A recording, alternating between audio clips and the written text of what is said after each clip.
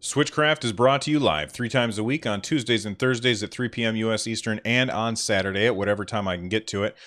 Tune in live over at twitch.tv/runjumpstomp. This episode of Switchcraft is brought to you by Love My Ness. Support Switchcraft and my other content for as little as $1 over at patreon.com/runjumpstomp. Save, and we'll just zoom out a little bit. Move to the end. There we go. And file, save project as. I got all the way through last episode without saving until the end, which was just dumb. So I remembered this time. All right. Is this 218? I think it is. Yes. Episode 218 of Nintendo Switchcraft is also brought to you by OP Seat. Head on over to runjumpstomp.com/OP Seat to get a fantastic gaming chair that can support you. By doing so, you are supporting the show. And if you use my URL, that's runjumpstomp.com/OP Seat, you get $10 off your gaming chair. Again, runjumpstomp.com/OP Seat. All right, we got all that stuff out of the way. Let's start with Wyvern's story. So I was sitting here getting ready to do the show, and I was just kind of doing the pre-show where I chat with the people in chat, and we talk a little bit about stuff. And Wyvern Ripsnarl popped in, and he said, Pokemon 2019 will be late 2019. I actually don't have a link for this, so hopefully somebody can drop a link in chat while I'm talking about this, and then I can bring something up on the screen or something like that.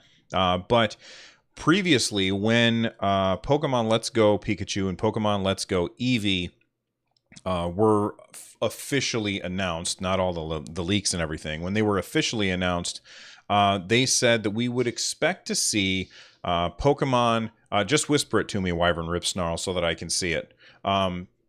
Pokemon that's coming out next year is going to be a core RPG. So it'll be much more like the traditional Pokemon games, whereas Let's Go Pikachu and Let's Go Eevee are a little less like what we are used to. And, you know, that's... I'm not sure how I feel about that yet. I'm still willing to give Pokemon Let's Go Eevee and Pikachu a chance. They're a lot more like Pokemon Go, but the one that most people are probably excited for would be the Pokemon RPG that we're not going to get until next year. When they said that, it was going to be second half next year, and thank you for sending me the link there, Wyvern Ripsnarl. I'm looking at US Gamer right now, and here, I'll bring it up on the screen for people who are watching on YouTube or Twitch. It says right here, Nintendo released its earnings for the... I'm not going to talk about that because that's a story I'll talk about in a little bit. Let's see. Where does it say that? Oh, man, I can't find... Oh, here it goes. Here it goes. I can't find it. Nintendo outlined the release schedule for upcoming first-party games and managed to further lock down the next Pokemon RPG on Switch from a second half 2019 to late 2019 release. So we'll probably see it release during holiday months. It's really not a huge surprise to me. In fact, when Wyvern popped into chat and said, oh, it's late 2019, I was like, oh yeah, we already knew about that. A couple months now that we've known about that. But no, we haven't known about that for a couple months. Like I said, it was a second half 2019, and now they've clarified. The reason I thought that we already knew that is because I just always assumed it was going to be a holiday game. If you look at the release dates for previous Pokemon games that we've had in recent years, it's been one after another, holiday, holiday, holiday, holiday.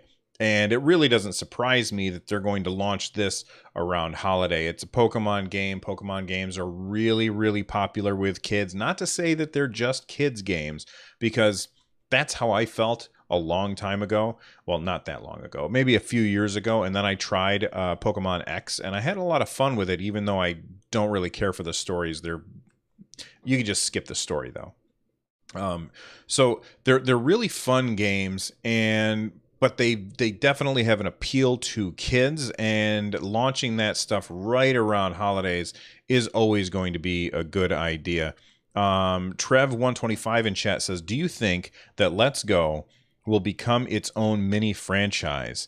Trev, I don't think that that's going to happen. And the reason why is because Let's Go is trying to capitalize on the Pokemon Go players, the people who have been interested in Pokemon only because they've been playing it on their phones. And now they're trying to say, hey, look, you can also have fun with this same franchise in a different way on the Nintendo Switch. And I think that they're basically making this game as like an olive branch to those people, saying, look, here's a thing that you really like on your phone.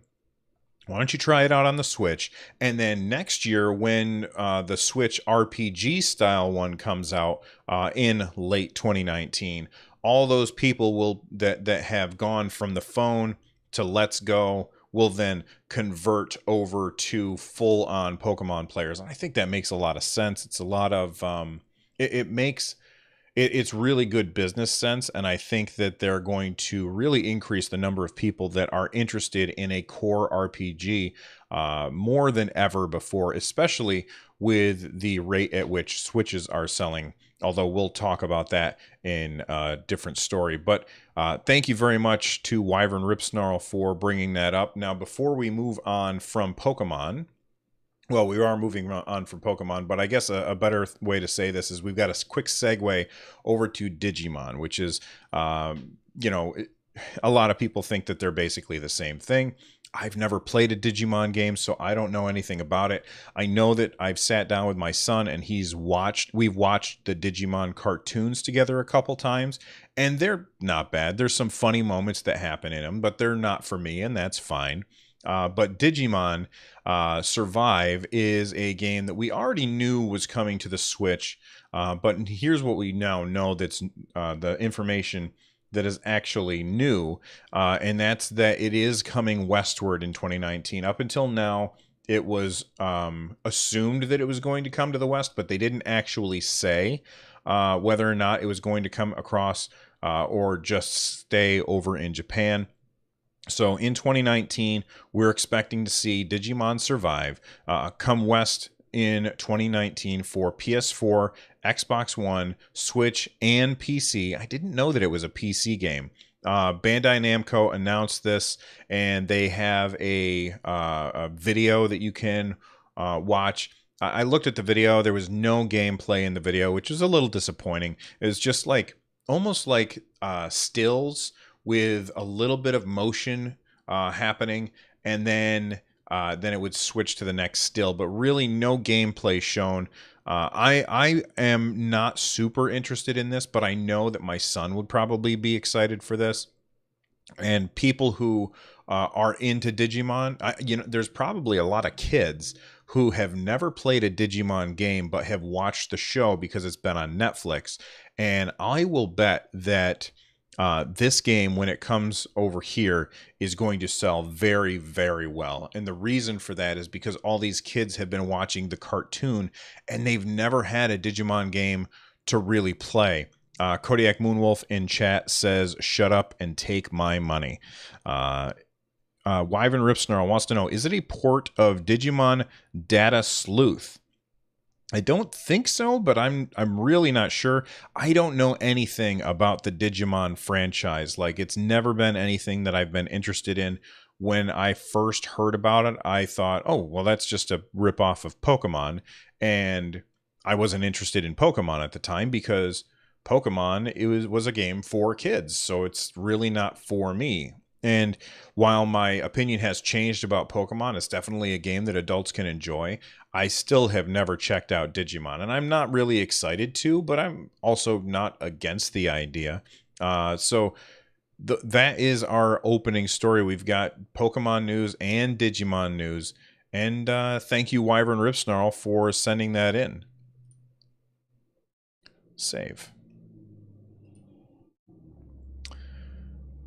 In my time, you were watching Digimon on YTV. What is YTV? I don't know what that is.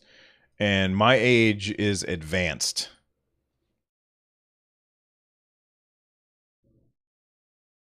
Yeah, you know what? You're right, but I kind of used it as a segue. I don't remember. I think that was Kodiak Moonwolf that sent in the Digimon story now that I think about it.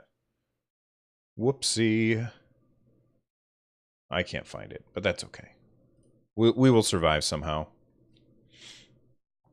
All right. Let me look at my show notes. So I got that done.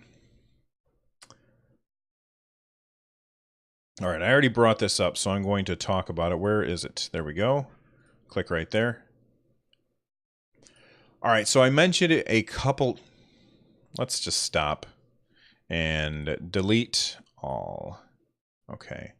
I've been saying... I've been listening to some of my episodes to try and find my verbal idiosyncrasies, and I tend to start segments with all right or okay, and I'm trying to get away from that.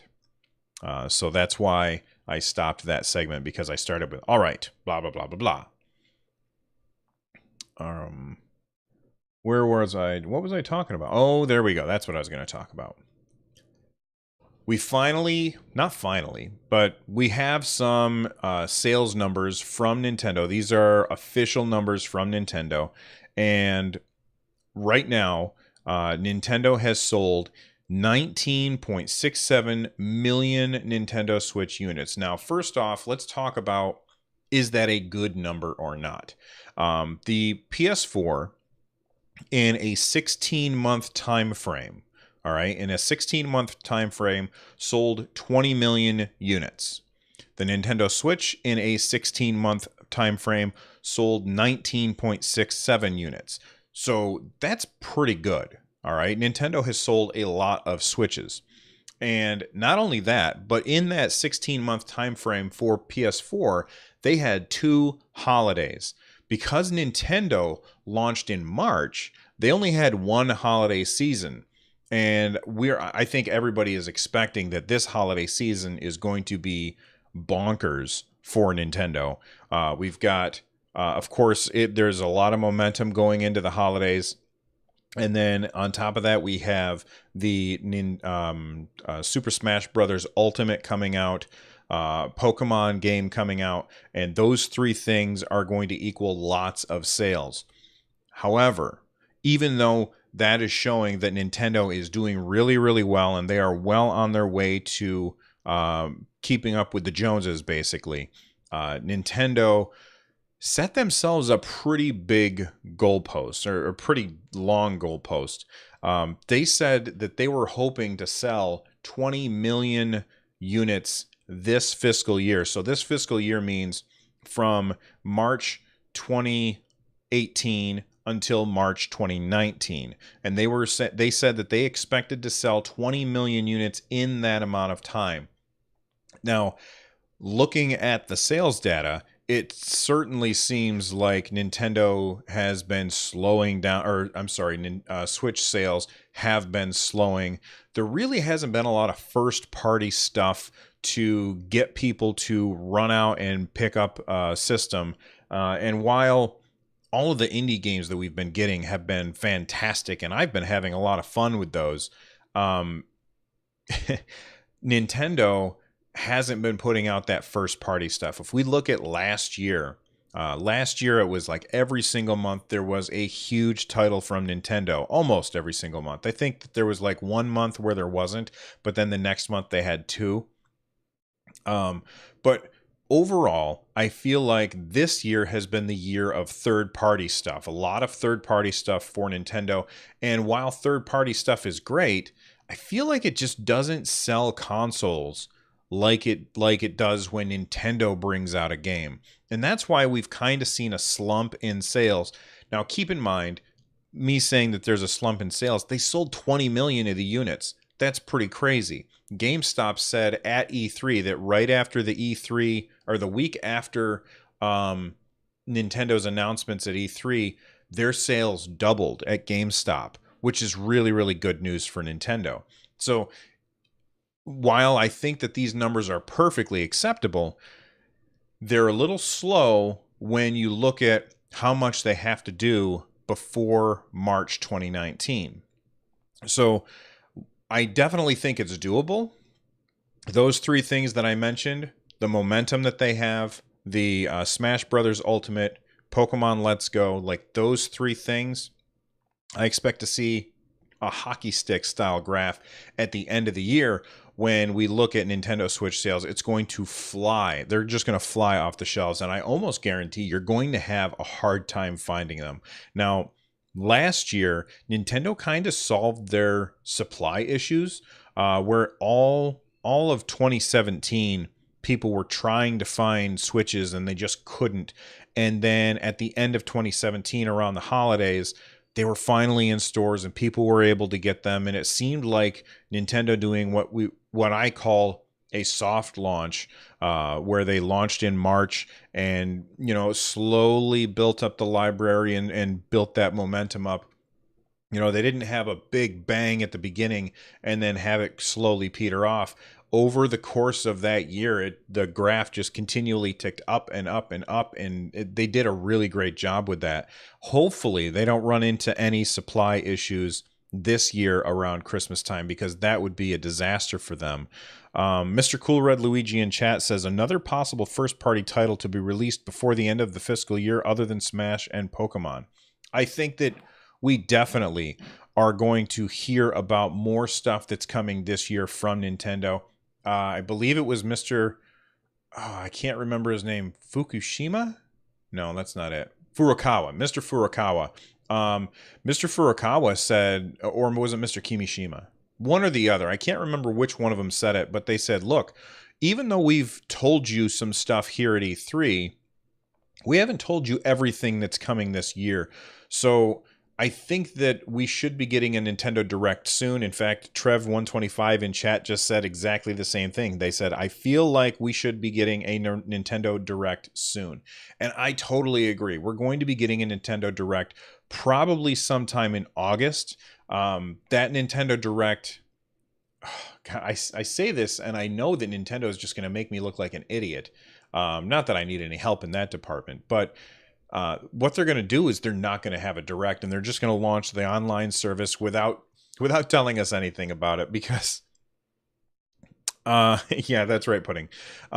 Because almost every time up until now, I've said Nintendo won't do X without telling us more about the online service, and then bam, they do whatever it is. And then I'm like, well, okay, they did that.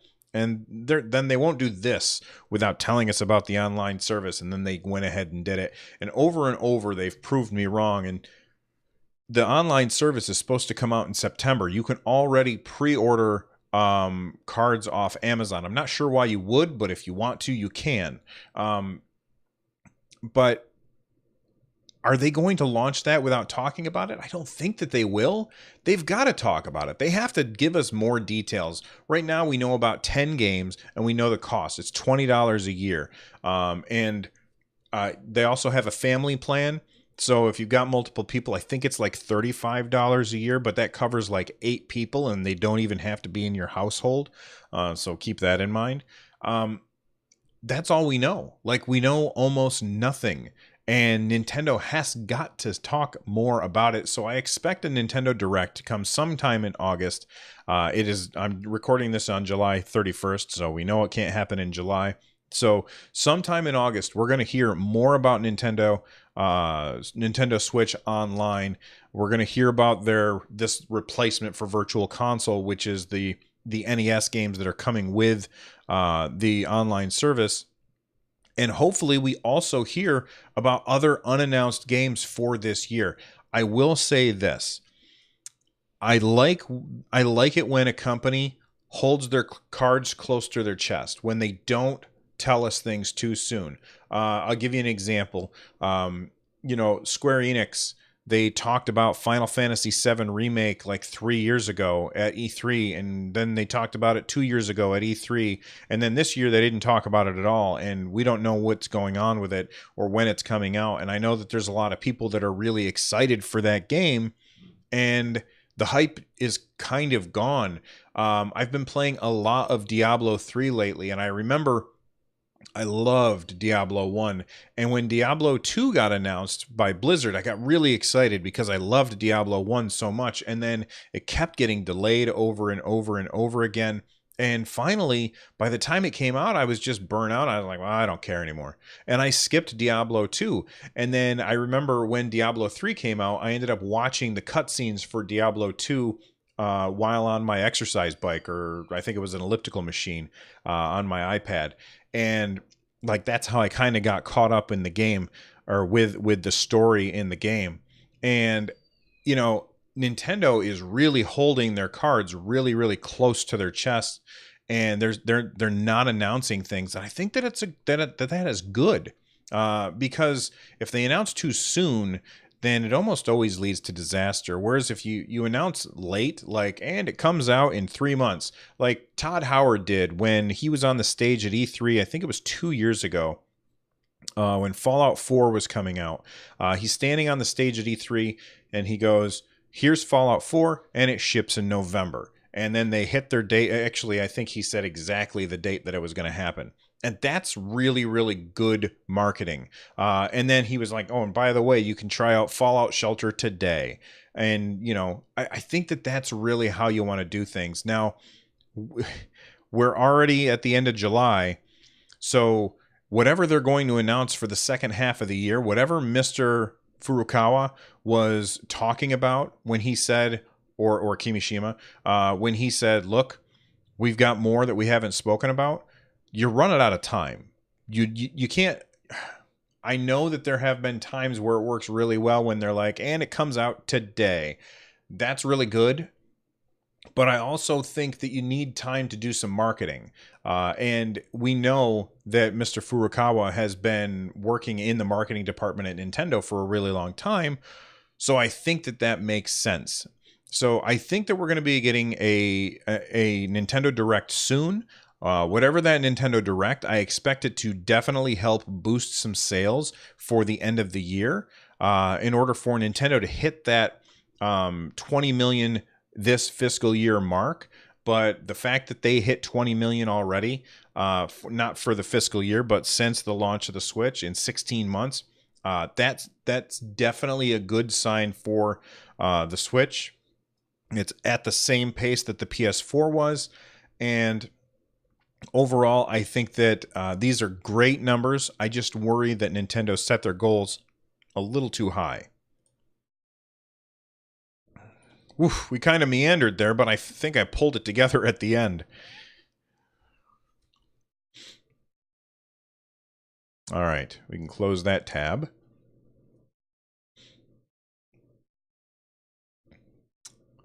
And I can close this tab. All right.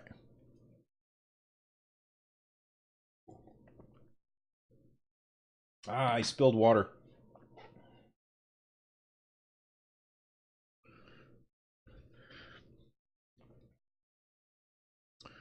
Well, right now, we are at 21 minutes.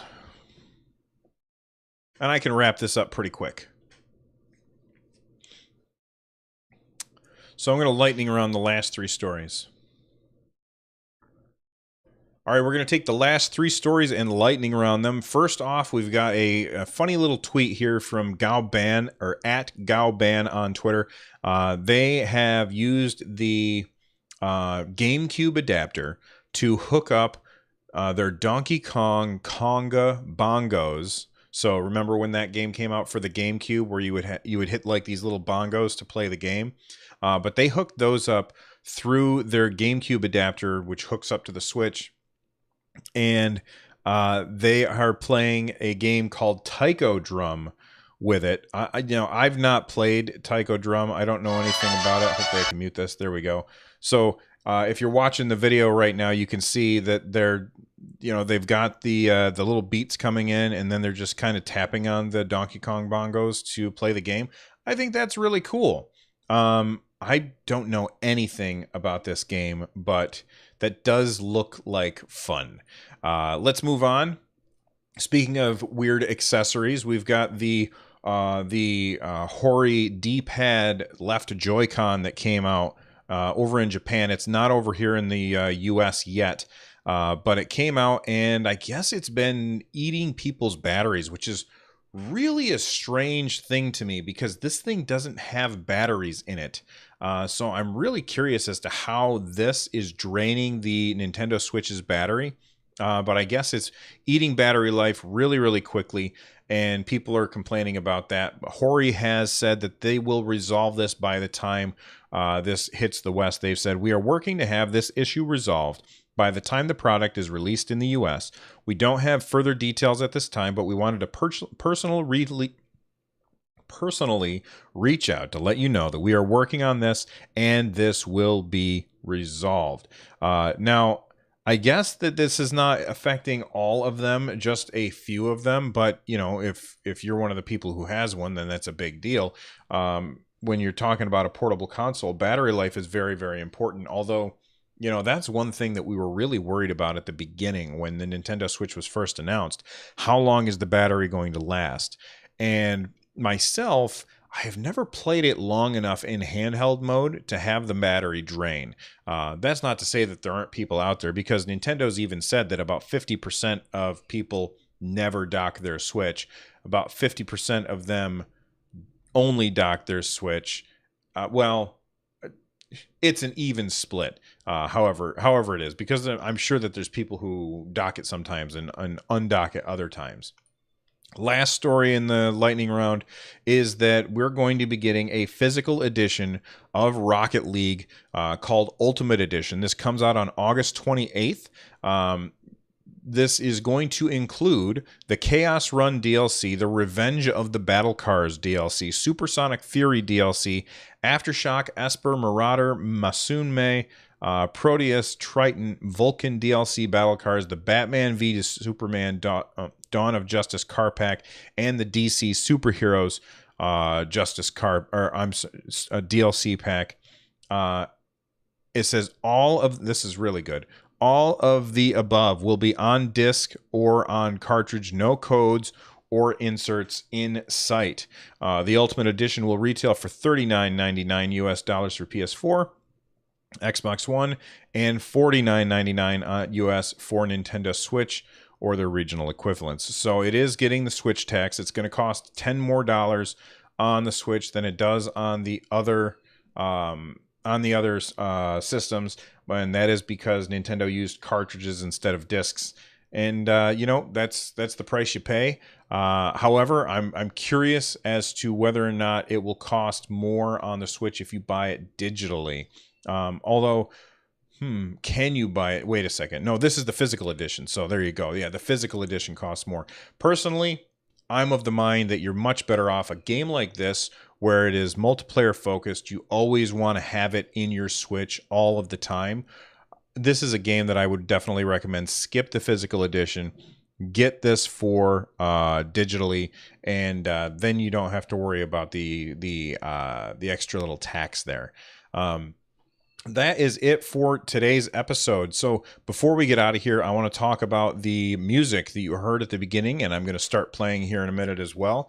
That song is called Harvest Hazards, Donkey Kong Country Tropical Freeze Remix, and that is by Noteblock. So again, Harvest Hazards DKC Tropical Freeze Remix by Noteblock. That is the music featured on today's show. If you want to check out the music on today's episode, you can head on over to runjumpstomp.com/music, and excuse me, there will be a link there.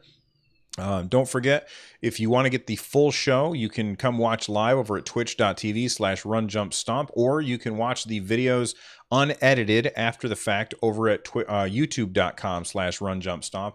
If you are looking to support my content, you can do so by heading on over to runjumpstomp.com/thank you. Lots and lots of ways that you can help out over there. Some of them are free too. All the links there help me create more content, and a big thank you to everyone who has helped or by supporting my content already. Like today, I already had 2 people subscribe on Twitch. You guys are awesome. I really appreciate it. And finally, it's not the same show without the live chat. So let's go ahead and thank the people who are here for the full episode. We've got Kodiak Moonwolf, Awate86, Banana Nanan, Cronag 8, Decaf Smurf, and my scroll wheel went bananas there for a second. Kirby Geek 4, one of the luckiest people I know. Link 31254, Mr. Cool Red Luigi, my Mr. I don't know how to say that name, Mirtirlog, NJ Slap, hello, Pudding, Raptor James, Slow Cool, TF Wagner, Trev 125, V&K, Virgo Pros, Wyvern, Rip Snarl, and the Lurkers. You guys are all awesome. Thank you for hanging out with me today while I record the show. And if you didn't know, again, that's twitch.tv/runjumpstop to check it out live. I will see you all on Thursday. Have a good one. Bye-bye.